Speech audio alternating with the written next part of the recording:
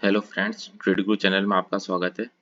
आज हम इस वीडियो में एक और एग्जांपल देखेंगे जिसमें हम चैनल में जब प्राइस चलता है तो हमें तब कैसे डिसीजन लेना चाहिए वो हम इसमें डिस्कस करेंगे। तो मैंने एग्जांपल लिया है axis bank daily time frame 26/9/2014 की कैंडल है यहाँ पर। तो सबसे पहले हम देखते हैं कि हमें ट्रेंड लाइन मार्क करना है। ये मैंने एक ट्रेंड लाइन मार्क करके रखा हूँ। इसे ब्लैक कर देता हूँ, थोड़ा थिक कर देता हूँ। अब ये ट्रेंड लाइन देखते हैं, उसके बाद हम नीचे के लोज मिला के भी एक ट्रेंड लाइन मार्क कर सकते हैं। लेकिन हमने यहाँ पे एक चीज़ नोटिस की, जब हमने ये ट्रेंड लाइन मार्क किया तो प्राइस ने यहाँ पे ब्रेक डाउन किया है। तो उसके लिए हम और क्या कर सकते हैं, तो सबसे पहले मैं इसको ही बता देता हूँ। जैसे अगर मैं ये नीचे की ट्रेंड लाइन डिलीट कर दूँ और इसको क्लोन करूँ, तो देखिए जैसे ही मैंने क्लोन किया और प्राइस को यहाँ पे रखा, तो ये जो पैरेलल लाइन, इस जो ऊपर के रेजिस्टेंस से जो पैरेलल लाइन बनी, वो नीचे सपोर्ट का बहुत अच्छे से काम करने लगी और रेड रेड कैंडल जो बनी थी वो उसी पर आके रुकी और फिर उसके बाद एक और ग्रीन कैंडल बन गई। तो अब हम आगे देखते हैं। अब यहाँ पे एक और चीज़ हम नोटिस कर सकते हैं कि अगर मैं एक और ट्रेंड लाइन हॉरिजॉन्टल रे यूज़ करके यहाँ से इसके लो से मार्क करूँ, इसको मैं कलर चेंज कर देता हूँ, ब्लू कर दिया मैंने। इस लो पे ही प्राइस ग्रीन कैंडल ने यहाँ पे सपोर्ट लिया है। तो हमें ये हमारी ट्रेंड लाइन मार्क हो गई है। अब हम देखते हैं और क्या दिखा रहा है हमें प्राइस एक्शन। आगे देखिए, जो ये एक पैटर्न बनता हुआ दिखाई दे रहा है, हमें रेड और ग्रीन का पैटर्न बनता हुआ दिखाई दे रहा है।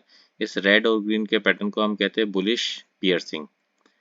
और इस बुलिश पियर्सिंग में इस रेड कैंडल में देखिए कितना ज़्यादा वॉल्यूम आया है और ग्रीन कैंडल में भी ऑलमोस्ट उतना ही वॉल्यूम आया है। तो ये सब इंडिकेशन हमें दे रहे हैं कि यहाँ से अब ट्रेंड रिवर्सल हो सकता है। अगर प्राइस ने इस तरीके से हमें एक सपोर्ट लाइन पे बुलिश पियर्सिंग कैंडल का फॉर्म किया है, तो हमें पहले ही हमें ये सोच लेना है कि अब प्राइस इस लो के नीचे जाना तो मुश्किल है। तो ये हमारा स्टॉप लॉस फिक्स कर लीजिए। मैं इसे ऐसे लिख देता हूँ। अगर ये हमारा स्टॉप लॉस है, तो सबसे अब जो भी प्राइस हमें इसके पास में मिलेगा, हम वहाँ पे एंट्री लेने की कोशिश करेंगे। तो देखते हैं आगे कितने नज़दीक हमें मिल सकता है प्राइस। रेड कैंडल मिला, रेड कैंडल, ग्रीन कैंडल, एक हैमर बना यहाँ पे, इन्वर्टेड हैमर बना एक यहाँ पे, और उसका कोई फॉलो अप नहीं आया और ग्रीन कैंडल वापस से बन गई। तो हम यहाँ पे एंट्री ले सकते हैं और स्टॉप लॉस हमारा ये लो ही रहेगा। और अगर हम यहाँ पे एंट्री लेते हैं, मान लीजिए हमने ग्रीन की, मैं इसको ग्रीन से शो कर देता हूँ और लिख देता हूँ यहाँ पे एंट्री। अगर एंट्री ये है, स्टॉप लॉस ये है, तो मेरा टारगेट ऑल ये चैनल ही होगा। और अगर ये चैनल से पहले हमें यहाँ पे एक हाई दिख रहा है, तो हम इसे टारगेट मार्क कर लेते हैं, जिसे मैं ब्लू से मार्क कर लेता हूँ। और जैसे ही जब ये टारगेट हमें मिल जाए, तो हमें इस ये चैनल का भी हम इसे एक्सटेंड करके इस चैनल का भी हमें टारगेट, ये जो सब रेजिस्टेंस जा रहा है वो भी हमारा एक टारगेट रहेगा। तो सब आगे हम देखते हैं प्राइस एक्शन क्या करता है। प्राइस ऊपर गया, फिर नीचे आके फिर ऊपर गया, फिर देखिए गैप अप करते हुए उसने हमारी एक टारगेट दे दिया। गैप अप किया और हमारे एक टारगेट मिल गया हमें। उसके बाद अगर हमें यहाँ पे कुछ टारगेट मिला, तो हम यहाँ पे अपनी 50% पोजीशन एटलीस्ट निकाल सकते हैं, क्योंकि एक छोटा सा टारगेट हमें ये भी है। तो हम इसको भी लेने के लिए हम अपनी 50% पोजीशन यहाँ पे निकाल सकते हैं, या एटलीस्ट 1/4 पोजीशन अपनी यहाँ पे निकाल लेनी चाहिए, क्योंकि हमने बहुत अच्छा मूवमेंट कैप्चर कर चुके हैं ऑलरेडी। आगे देखते हैं। अब देखिए प्राइस यहाँ पे साइडवेज जा रहा है, साइडवेज जा रहा है। देखिए प्राइस ने यहाँ पे ब्रेकआउट दिखा दिया, ब्रेकआउट दिखा दिया उसने यहाँ पे। अब आगे जो भी हमें आगे के टारगेट को हमें कैप्चर करने के लिए, क्योंकि यहाँ पे एक साइडवेज गया, फिर उसने ऊपर की तरफ प्राइस जाने लगा, और आगे के टारगेट को कैप्चर करने के लिए हमारे पास दो चीज़ है। सबसे पहले अब हम ऊपर का टारगेट कैसे निकालेंगे वो देखने के लिए हम या तो इस टारगेट का जो ये चैनल का साइज है उतना ही ऊपर लेके चल दे,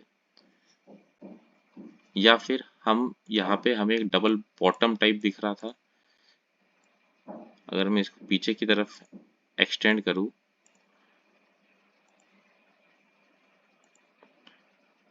तो एक तो बॉटम ये बनता दिखाई दे रहा है और एक बॉटम ये बनते दिखाई दे रहा है। ठीक है, मैं प्राइस रेंज टूल लेता हूँ और डबल बॉटम का टारगेट पहले मार्क कर लेता हूँ, जैसे कि ये इसको उठाया मैंने। ठीक है, अब मेरा अगला टारगेट ये है, लेकिन इस टारगेट को पकड़ने के लिए हमें अपने स्टॉप लॉस को मूव ट्रेल करना पड़ेगा हमेशा। तो मैं यहाँ पे लिख देता हूँ ट्रेलिंग एसएल। इस कैंडल ने, इस ग्रीन कैंडल ने ब्रेकआउट किया, उस ग्रीन कैंडल में इतना ज़्यादा वॉल्यूम भी आया है हमें, तो ये तो बहुत स्ट्रांगली ब्रेकआउट हुआ है, ये हमें समझ आ रहा है। उसका जो कंफर्मेशन है वो भी बहुत स्ट्रांग रहा, प्राइस नीचे आया था, रिटेस्ट किया और वापस से ऊपर गया, इसलिए हैमर टाइप का फॉर्म हुआ है। तो अब हम आगे देखते हैं क्या कर, हम जित जो भी हमारा पोजीशन होगी हम उसको अपने स्टॉप लॉस को ट्रेल करते हुए चलिए देखते हैं आगे।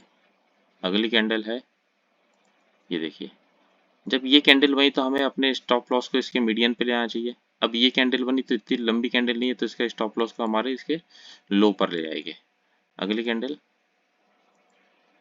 देखिए, रेड कैंडल बनी,